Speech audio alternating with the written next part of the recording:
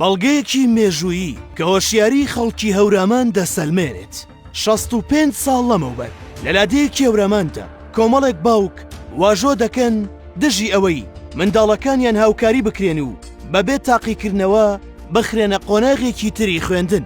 ئەمڕۆ لەم سەردەمی چاوکرانەوە و پێشکەوتنەدا بە بەرچاوی خۆمانەوە کەرتی پەروەردە و خوێندن لە کوردستان ڕۆژ بەڕۆژ باکەی کەم دەکرێتەوە.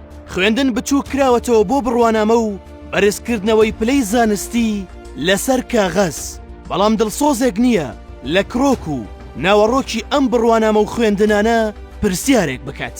بەپێی بەڵگەیەکی مێژوویی کە لە بەردەستدایە ساڵی 1958 لە قوتابخانەیەکی هەورامان بڕیار بووە هەندێک قوتابی بە شێوازی عوبور یاخود پەڕینەوە واتە بەبێت تاقیکردنەوە دەربچن بۆ قۆناغی دواتر.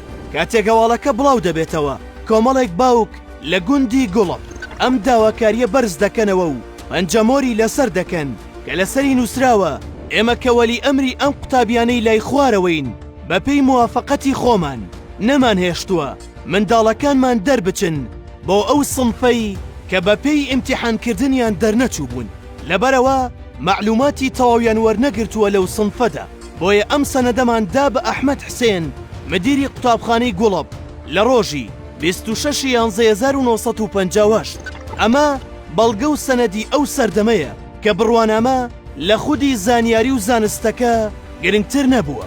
کۆمەڵێک باوک وشیارانە ڕێگری دەکەن لەوەی نازناوی زانستی ببێتە ئامانج و زانستەکە بیری خەڵک ببرێتەوە.